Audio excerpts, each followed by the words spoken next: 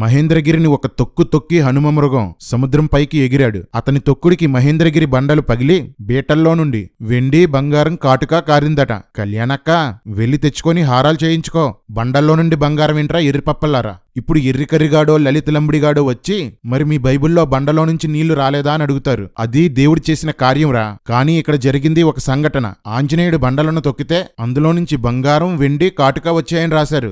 ఎలా వచ్చాయని అడుగుతున్నాను. హనుమ వేగంగా సముద్రం పైన వెళ్తుంటే సముద్రంలో నుండి మైనాక పర్వతం పైకి వస్తుంది. ఇక్కడే రామాయణం ఒక అద్భుత మర్మం చెప్తుంది. పూర్వం పర్వతాలకి రెక్కలుండేవట. అవి వేగంగా ఆకాశంలోకి ఎగిరి కిందకొచ్చి వాలేవట. అందువల్ల దేవతలు, ఋషులు, ఇతర ప్రాణులు వాళ్ళ మీద పర్వతాలు పడిపోతాయేమోనని ఇంద్రుణ్ణి బతిమాలితే తన వజ్రాయుధంతో పర్వతాల రెక్కలు నరికేశాడట. అప్పుడు వాయుదేవుడు మైనాక పర్వతాన్ని సముద్రంలో దాచేసి రెక్కలు నరకకుండా కాపాడాడట. ఆంజనేయుడు వాయుదేవుని అక్రమ సంతానం కాబట్టి అతనికి మధ్యలో విశ్రాంతి ఇవ్వడానికి ఈ పర్వతం పైకి వచ్చిందట. అబ్బబ్బబ్బా, ఏం మర్మాలు! ఒరే ఎర్రి కుక్కలో, నరికేసిన పర్వతాలున్నాయి కానీ నరకబడిన రెక్కలెక్కడున్నాయిరా? అయినా పర్వతాలకి రెక్కలేంట్రా? మీకు బుర్రుందారా? కాని ఆంజనేయ మృగానికి ఆ విషయం తెలియదు కదా. ఈ పర్వతం తనకు అడ్డు వచ్చిందనుకుని గుండెలతో ఒక్క గుద్దు గుద్దాడు. అంతే, పర్వతం పడిపోయింది. ఇంకాస్త దూరం వెళ్ళాక నాగమాత అయిన సురస అడ్డుగా నిలబడి నిన్ను తింటాను అంటుంది. అప్పుడు ఆంజనేయుడు తన ఎత్తును పెంచేసుకుంటాడు. సురస కూడా నోరు ఎత్తును పెంచేసుకుంటుంది. అలా ఆంజనేయుడు 90 యోజనాలు అంటే 1050 కిలోమీటర్ల ఎత్తు పెంచుకుంటాడు. సురస 1200 కిలోమీటర్లు తన నోరు తెరుస్తుంది. వెంటనే ఆంజనేయుడు చిన్నగా అయిపోయి తన నోటిలోనికి వెళ్లి బయటకు వచ్చేసి లంక వైపు లంకిస్తాడు. అరే మాడా, 90 యోజనాలు ఎత్తు పెరగలవాడు లంకకి ఎగరడం ఎందుకురా? లంకలో ఏముందో వంగి చూసేయొచ్చు. ఇంకొంత దూరం వెళ్ళాక సంహిక అనే రాక్షసి హనుమను చూసి ఏదో మహాజంతువు ఎగిరి వెళ్తుంది తినేద్దాం అనుకుని సముద్రం మీద పడుతున్న హనుమ నీడను పట్టుకుని లాగుతుంటే అతని వేగం తగ్గిపోయిందట. రే ఎర్రి కుక్కల్లారా, ఒరే ముసలి ముదుగొండ, ఏంట్రా ఈ దరిద్రపు పుస్తకం? ఏంట్రా ఈ పిచ్చిరాతలు? నీడలాగితే హనుమ ఆగిపోయాడా? అంతేలే, మానసికంగా సంభోగిస్తే హనుమ పుట్టగా లేనిది నీడలాగితే ఆగిపోవడంలో ఏముందలే. హనుమ ఆమె నోటిలోనికి దూరి గుండెల్ని చీల్చి బయటకు వచ్చేసి మళ్లీ ప్రయాణం సాగించి లంకకు చేరాడు. తన భారీ దేహాన్ని సాధారణ స్థాయికి మార్చుకున్నాడు. లంకిని అని ఒక ఆడరాక్షసి కాపలా కాస్తుంది. ఆమెకి హనుమకి పోట్లాట జరిగి లంకిని ఓడిపోయి ఒక విషయం చెప్తుంది. పూర్వం బ్రహ్మ నాకొక వరమిచ్చాడు. వానరుని చేతిలో నువ్వు ఓడిపోయినప్పుడు రాక్షసులకు కీడు మూడిందని తెలుసుకో. రే ఎర్రి కుక్కలో, ఇది వరమా శాపమారా? ఏం రామాయణంరా ఇది? ఎర్రి రామాయణం.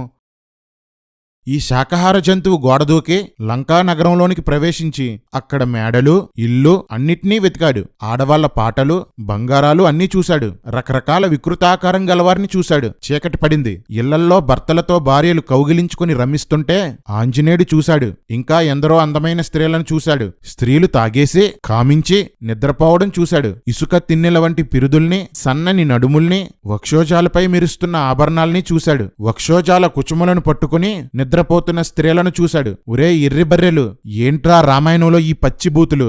ఈ బూతు రామాయణం పట్టుకొని మాకు నీతులు చెప్తారా మీరు? ఆ స్త్రీలను చూస్తున్న హనుమ ఇలాంటివన్నీ చూసినందుకు నా బ్రహ్మచర్యం పోయిందో ఏంటో అనుకున్నాడట. అయ్యో ఆంజనేయ, నీకెంత కష్టం వచ్చింది? అయ్యో రామాంజనేయ, ఎంత పని చేశావు? బ్రహ్మచారిగాడి ముందు భామనేమో నిలిపావు. ఇంకా లంకలో తిరుగుతూ అశోకవనానికి వచ్చాడు. అక్కడ మలిన వస్త్రాలు ధరించి బాధపడుతున్న ఒక స్త్రీని చూశాడు. ఆమె రాక్షస స్త్రీల కాపలాలో బక్కచిక్కి ఉంది. ఇంద్రుడు పంపిన పాయాసం సరిగ్గా పనిచేయలేదనుకుంటా. శివ కేశవ అంటే పనిచేయదు అక్కడ. ఆ స్త్రీ అందమైన కళ్ళు, దొండపండు వంటి పెదవులు, చక్కని నడుము కలిగి సర్వాంగ సుందరంగా ఉండేసరికి ఆమె సీత అని హనుమ గ్రహించాడు. సీతాదేవి కోసం రామాయణం ఎలాంటి గుర్తులు చెప్తుందో చూడండి. అంతలో తెల్లవారింది. రావణుడు కొంతమంది స్త్రీలతో సీత దగ్గరకు వచ్చాడు. అక్కడి సీతను వాల్మీకి ఇలా వర్ణించాడు. సీత నల్లని కురులు, మంచి వక్షస్థలము, చక్కని కటి ప్రదేశం కలదట. ఆమె తొడలతో కడుపును, చేతులతో వక్షోజాలను ముడుచుకొని కూర్చుందట. ఒక ఆర్దాన్ని ఎలాంటి పరిస్థితుల్లో కూడా వదలర్రా మీరు కామిష్టి కొడకల్లారా.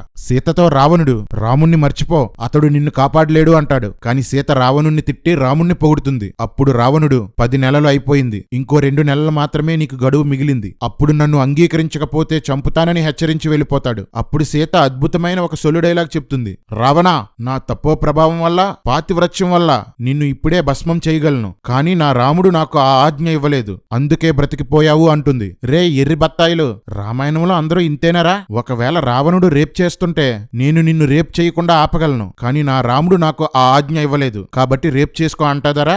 ఎర్రి కుక్కల చేతిలో బొర్రలేని రామాయణం. రావణుడు వెళ్లిపోయాక రావణుడి తమ్ముడైన విభీషణుడి కూతురు త్రిజట సీత దగ్గరకు వచ్చి రాముడు వచ్చి రాక్షసుల్ని చంపేసి నిన్ను తీసుకొని వెళ్లిపోయినట్లు నాకు కల వచ్చిందని చెప్తుంది. అది వినగానే సీత ఎడమ కన్ను, ఎడమ భుజము, ఎడమ తొడ అదిరిందట. ఖచ్చితంగా ఇవి పక్షవాతపు సూచనలే. అయినా సరే సీత తన జడతో ఆత్మహత్య చేసుకోవాలని అనుకుని ఎడమ కన్ను అదరటం గుర్తుకు వచ్చి ఆగిపోయిందట. అంటే మొగుణ్ణి నమ్మడం కంటే ఎక్కువగా శకునాన్ని నమ్మిందనమాట. ఇదంతా చెట్టుపై నుండి వింటున్న హనుమ సీత దగ్గరికి ఎలా వెళ్లాలా, వెళ్తే సీత నన్ను నమ్ముతుందా అని ఆలోచించి రాముణ్ణి పొగుడుతూ పాటలు ప్రారంభించాడు. ఆ పాటలు విన్న సీత కుతూహలంతో తలపైకెత్తి చెట్టు మీద ఉన్న హనుమను చూసి స్పృహ తప్పి పడిపోయింది. హనుమను చూసింది కళ అనుకొని కలలో వికృతాకారం గల కోతిని చూశాను. కోతి కలలోకొస్తే మంచిది కాదు కదా అనుకుంటుంది. హనుమను వికృతాకారం గల కోతి అన్న సీత మళ్ళీ ఆలోచించుకొని హనుమను చూసి అదేనండి ఆ వికృత కోతిని చూసి అది మాట్లాడడం చూసి ఇది కల కాదు, రామునికి సంబంధించిన వాళ్ళెవరో వచ్చారని సంతోషిస్తుంది. ఇక్కడి నుండి అందరూ జాగ్రత్తగా వినండమ్మా. రే బల్లాలు ఎర్రగా కాల్చి రెడీగా పెట్టండ్రా. నువ్వు సీతవేనా అని హనుమ అడిగితే మొత్తం కథంతా చెప్పి కన్ఫర్మ్ చేసింది. నువ్వు రాముడు పంపిన దూతవని నేను ఎలా నమ్మాలని సీత కోతినడిగి రామలక్ష్మణులను నువ్వు చూసావు కదా, వాళ్ళ లక్షణాలేంటి, వాళ్ళ ఆకారాలేంటి, వాళ్ళ భుజాలు తొడలు ఎలా ఉంటాయని అడిగింది. అప్పుడు హనుమ ఓ సీత, నీ మరిది అయిన లక్ష్మణుని యొక్క అవయవ సౌభాగ్యాలు నువ్వు ఎరుగుదువు అంటాడు. ఒరే ఎర్రిబత్తాయిలు, రాముడి అవయవాల సౌభాగ్యం సీతకి తెలిసిందంటే ఒక అర్థం ఉంది. లక్ష్మణుడి తొడలు ఎలా ఉంటాయో సీతకెలా తెలిసిందిరా? ఏం జరిగింది? ఏం జరుగుతోంది? ఏం జరగబోతోంది? నాకిప్పుడే తెలియాలి. తెలిసి తీరాలి. రాముని లక్షణాలు నాకు తెలిసినంత వరకు చెప్తాను అంటూ హనుమ సీతకి ఇలా చెప్తాడు. రాముడు గంభీర స్వరం, మెరిసే చర్మం, ఎర్రని కళ్ళు, నల్లని ఒళ్ళు కలిగి ఉంటాడు. వక్షస్థలం, మణికట్టు, పిడికిలి దృఢంగా ఉంటాయి. కనుబొమ్మలు, చేతులు, ముష్కాల చర్మం పొడవుగా ఉంటుంది. రాముడి ముష్కాలు సాగి కిందకి వేలాడి ఉంటాయా? అది సంపన్నుల లక్షణమా? అమ్మ కొడకల్లారా రండ్రా. రాముడి ముష్కాలు వేలాడి ఉంటాయని హనుమంతుడికి ఎలా తెలిసింది చెప్పరా? అది మరి రేయ్ ముష్కాలు ఎలాడిపోవడం ఏంట్రా? లంగోటి కట్టుకోమని చెప్పండ్రా మీ రాముడికి.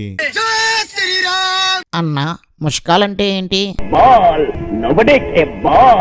హనుమ సీతతో రాముని మోకాళ్ళు, చెవులు, ముష్కాలు సమ ప్రమాణం గలవే అని చెప్తాడు. రేయ్ రాముడి ముష్కాలు హనుమంతుడు ఎప్పుడు కొలిచాడురా?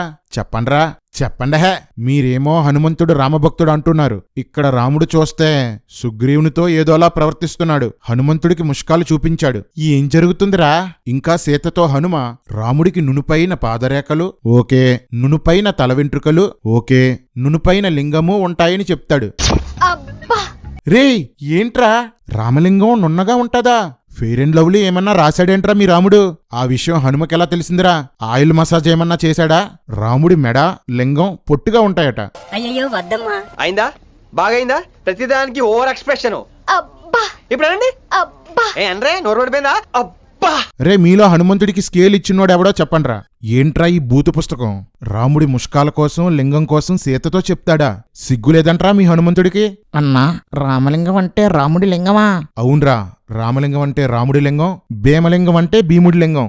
అన్నా మరి బోడిలింగం అంటే? శివుడి లింగం ఊడిపడిపోయిన తర్వాత శివుడికి లింగం లేదు కదా, లింగం లేని శివుడే బోడిలింగం. సోమలింగం, లింగరాజు, నాగలింగం, వెంకటలింగం, జంబులింగం, సత్యలింగం, వీరేశలింగం ఇవన్నీ బూతులు, డైరెక్ట్ బూతులు.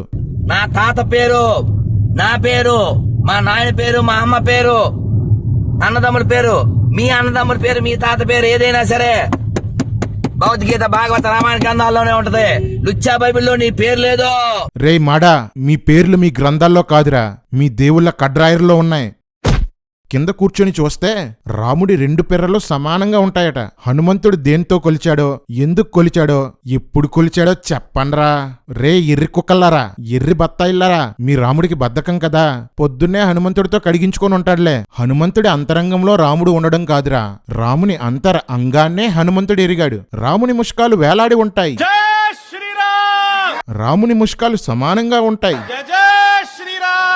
రాముని పిర్రలు సమానంగా ఉంటాయి. రాముని లింగం నున్నగా ఉంటుంది. రాముని లింగం పొట్టిగా ఉంటుంది. మీరా మమ్మల్ని కామెంట్ చేస్తారు? మా దేవుణ్ణి తిడతారా? మా బైబిల్ని తిడతారా? బూతులు తిడతారా? మీదిరా బూతు పుస్తకం. మీ దేవుళ్ళు బూతులురా. మీ దేవుళ్ళు చేసే పనులు బూతులురా. హనుమ సీతతో, సీతమ్మ నీ కంపెనీ లేక రాముడు మందేయడం మాంసం తినడం మానేశాడని హనుమ చెప్తాడు. అయ్యో రామా, ముక్కా చుక్కా లేవా? రాముడికి ఎంత కష్టం వచ్చిందిరా. మీ కష్టం పగవాడికి కూడా రాకూడదు గురుగారు. నువ్వు లేక కామవసుడై ఒంటి మీద వాళ్ళని ఈగలను కూడా కొట్టుకోవడం లేదు అంటాడు. ఒరేయ్ పోరంబోకులు, కామవసుడైన రాముడు ఈగలను కొట్టుకోకుండా మరి ఏం కొట్టుకుంటున్నాడ్రా? అప్పటికి సీతకు హనుమ మీద నమ్మకం వస్తుంది. అరే మతోన్మాద పిచ్చి కుక్కల్లారా, రాముణ్ణి అంగాంగ వర్ణన చేస్తే సీతకి హనుమంతుడి మీద అనుమానం రావాలా, నమ్మకం రావాలా? ఎర్రి పప్పల్లారా. అప్పుడు హనుమ రాముడిచ్చిన ఉంగరాన్ని సీతకిస్తాడు. హనుమ, ఈ పని ముందే చేయొచ్చు కదా, ఈ బూతులన్నీ మాకెందుకు? ఈ ప్రాజెక్ట్ అయిపోయాక యాసిడ్తో నోరు కడుక్కోవాలో ఏంటో. రావణుడు నాకొక సంవత్సరం గడువు పెట్టాడు, ఇంకొక 2 నెలల్లో మాత్రమే మిగిలింది, త్వరగా రాముణ్ణి తీసుకురమ్మని సీత చెప్తుంది. అప్పుడు ఆంజనేయుడు నేను నిన్ను ఇప్పుడే తీసుకువెళ్ళిపోతానని చెప్తే సీత చెప్పే కారణాలు ఎలా ఉన్నాయో చూడండి. నువ్వు చిన్నగా ఉన్నావు కదా, నన్ను ఎలా తీసుకెళ్తావు అంటుంది. వెంటనే ఆంజనేయ మృగం తన సైజును పెంచుకుంటాడు. అది చూసిన సీత నువ్వు వేగంగా తీసుకుని పోతుంటే భయంతో కింద పడిపోతానేమో అంటుంది. నన్ను తీసుకువెళ్లేటప్పుడు రావణ సైన్యం నీతో యుద్ధం చేస్తుంది, ఆ యుద్ధంలో పడి నువ్వు నన్ను నిర్లక్ష్యం చేస్తే కింద పడిపోతాను అంటుంది. నేను రాముణ్ణి తప్ప పరాయి పురుషుణ్ణి ముట్టను, నిన్ను ఎలా ముట్టుకుంటాను అంటుంది. హనుమంతుడు పురుషుడు కాదు, ఒక మృగం. నిజానికి ఇవన్నీ వంకలే. సీత మనసులో ఉన్న ఉద్దేశం వేరు. పరాయి పురుషుణ్ణి ముట్టను అని సీత చెప్పిన మాట విన హనుమ నువ్వు తప్ప ఇంకా ఏ స్త్రీ ఈ మాట చెప్పలేదు అంటాడు. అంటే హనుమ దృష్టిలో అందరు స్త్రీలు పరాయి పురుషుల్ని పట్టుకుంటున్నారన్నమాట.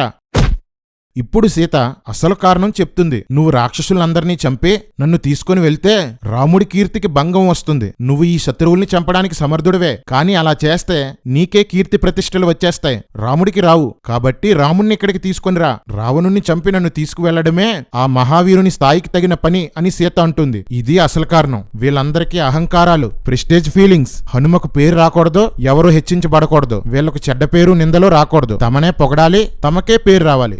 ఫ్యామిలీ మొత్తం ఇంతే. వీళ్ళ పేరు కోసం పొగరు కోసం ఎందరు చచ్చినా ఎన్ని కష్టాలు పడాల్సి వచ్చినా ఏమీ పట్టించుకోరు. గొప్ప భార్యాభర్తలు, ఒకరిని మించిన వాళ్ళు ఒకరు.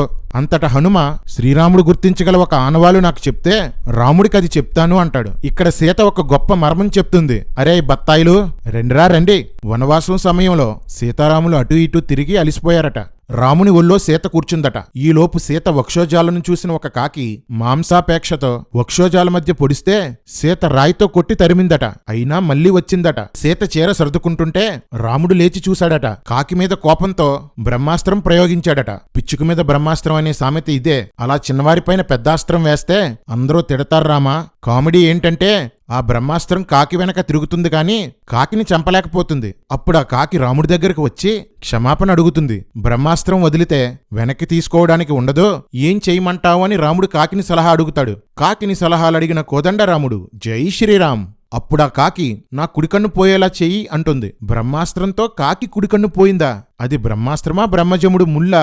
ఏం రామాయణంరా బాబు. అప్పట్నుండి కాకులకు ఒక కన్నే కనిపిస్తుంది అని రామాయణంలో రాశారు.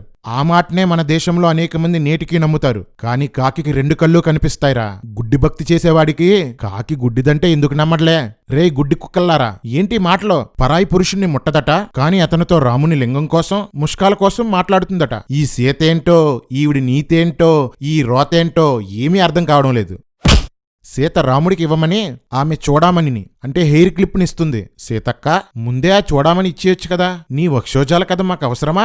ఇలా 44 పేజీల స్టోరీ జరుగుతున్నా రాక్షస స్త్రీలు ఎవ్వరూ వీళ్ళని గమనించలేదు. వాల్మీకి కథ రాసేటప్పుడు వాళ్ళ సంగతి మర్చిపోయాడు. వెంటనే ఆంజనేయుడు అక్కడి నుండి రాముడి దగ్గరకు వెళ్లకుండా కొంతమందిని చంపి వెళ్లాలనుకుంటాడు. సీత ముందే 2 విషయాలు చెప్తుంది. ఇక్కడ ఏమైనా గొడవ జరిగితే రావణుడు నన్ను చంపేయొచ్చు, లేదా వేరొక స్థలంలో దాచేయొచ్చు. ఇది మొదటిది. నువ్వు శత్రువుల్ని చంపితే నీకు పేరొచ్చేస్తుంది, కాబట్టి ఎవరినీ చంపకో. ఇది రెండోది. కానీ హనుమ ఈ 2 చేస్తాడు. కోతి కదా, అల్లరి.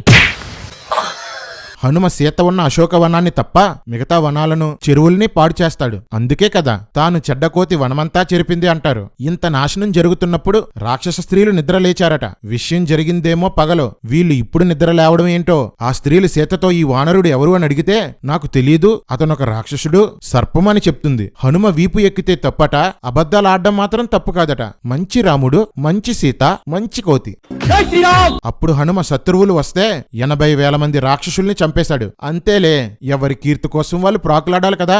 రావణుడు తన మంత్రుల కొడుకుల్ని పంపిస్తే వాళ్ళందర్నీ చంపేస్తాడు. 5 ప్రముఖ సేనాపతుల్ని చంపేస్తాడు. రావణుడి మొదటి కొడుకైన అక్షకుమారుణ్ణి చంపేస్తాడు. మొత్తానికి సీత ఏం కోరుకుందో అదేనండి హనుమకు కీర్తి రాకూడదని. ఆ కోరిక జరగకుండా చేసేశాడు. రాముని కంటే ఎక్కువ పేరు సంపాదించేశాడు. ప్రతి ఊర్లో రామాలయం లేకపోవచ్చు గానీ హనుమంతుడి విగ్రహాలు మాత్రం ఉంటాయి. రాముని కంటే హనుమకే ఆరాధికులు ఎక్కువ. రాముడి మీద కంటే హనుమ మీదే ఎక్కువ సినిమాలు తీశారు. హనుమా, దెబ్బకు దెబ్బ తీసావుగా, తొక్కేయాలనుకున్న సీతారాముల్ని తొక్కేశావుగా. అప్పుడు రావణుని మరో కొడుకు మహావీరుడు శూరుడు తపస్సు ద్వారా అనేక ఆయుధాలను అదృశ్యంగా యుద్ధాన్ని చేసే వరాన్ని సంపాదించిన ఇంద్రజిత్తు వస్తాడు. బ్రహ్మాస్త్రాన్ని ప్రయోగించి హనుమంతుణ్ణి బంధించి రాముని ముందుకు తీసుకువెళ్తాడు. హనుమ రావణుణ్ణి చూసి నేను రామదూతని, సీతను వదలకపోతే చంపుతాము అని వార్నింగ్ ఇస్తాడు. రావణుడు హనుమను చంపమని ఆజ్ఞాపిస్తే రావణుని తమ్ముడైన విభీషణుడు దూతగా వచ్చిన వాణ్ణి చంపకూడదు, దండించి పంపమని చెప్తాడు. విభీషణుడు తపస్సు చేసి ధర్మంగా ప్రవర్తించే వరాన్ని పొందుకున్నాడట. ఇతడు ధర్మాత్ముడట. బాబు కబుర్ల కోటేశ్వరరావు, నక్కవినియో నరసింహారావు, హనుమంతుడు దూతగా వచ్చాడా గూఢచారిగా వచ్చాడా? వనాలు పాడు చేసి సైన్యాన్ని చంపి రాజకుమారుని చంపినవాణ్ణి దూత అంటారా? ఇదా ధర్మం? ఇలాంటి తీర్పిచ్చినవాడు ధర్మాత్ముడా? సొల్లు చెప్పడం కాదు, నాకు సమాధానం చెప్పండి. అప్పుడు రావణుడు హనుమ తోకకు నిప్పంటించి పంపించేమంటాడు. 80,000 మంది సైనికుల్ని, మంత్రుల పిల్లల్ని, సేనాపతుల్ని, రావణుని సొంత కొడుకుని చంపినవాణ్ణి ఏ రాజైనా తోకంటించి పంపించేమంటాడా? వాల్మీకి గుడుంబాతాగి రాశాడా, గంజాయి కొట్టి రాశాడా? ఆంజనేయుడు తోకకి నూనె వస్త్రం చుట్టి అంటించి వీధుల్లో తిప్పారు. ఆ విషయం సీతకు తెలిసి హనుమ శరీరాన్ని కాల్చవద్దని అగ్నికి ప్రార్థన చేసిందట. అందుకని హనుమ శరీరం కాలలేదట. రే ఎర్రికుక్కల్లారా, ఈ బల్లెం కాలుతుందని బాధపడకండ్రా, అగ్నిదేవునికి ప్రార్థన చెయ్యండి, కాలకుండా కాపాడుతాడు. భారతదేశంలో కొన్ని లక్షల అగ్ని ప్రమాదాలు జరిగాయి. కోట్లలో ప్రాణ ఆస్తి నష్టాలు జరిగాయి. ఇదంతా చేసింది అగ్నిదేవుడన్నమాట. ఎవరక్కడ? చెప్పన్నా. అగ్నిదేవుణ్ణి చంపేయండి. ఆంజనేయుడు విభీషణుని ఇంటిని తప్ప కాలుతున్న తన తోకతో లంక మొత్తం తగలెట్టేశాడు. చూసి రమ్మంటే కాల్చి వచ్చాడనే సామెత ఎక్కడ్నుండే వచ్చింది. హనుమ తన తోకను సముద్రంలో చల్లార్చుకుని తను చేసిన పని కోసం అప్పుడు ఆలోచించుకుంటాడు. లంకలో సీత కాలిపోయిందేమో, ఇక నేను కూడా చనిపోవడం మంచిది అనుకుంటాడు. బుద్ధిలేని వాడిని, సిగ్గులేని వాడిని, వానరులందరికీ నిలకడ బుద్ధి ఉండదు అనుకుంటాడు. అంతలో ఆకాశంలో కొందరు ప్రత్యక్షమై సీత చావలేదు అని చెప్తారు. ప్రతిసారి దీనింటేమిట్రా?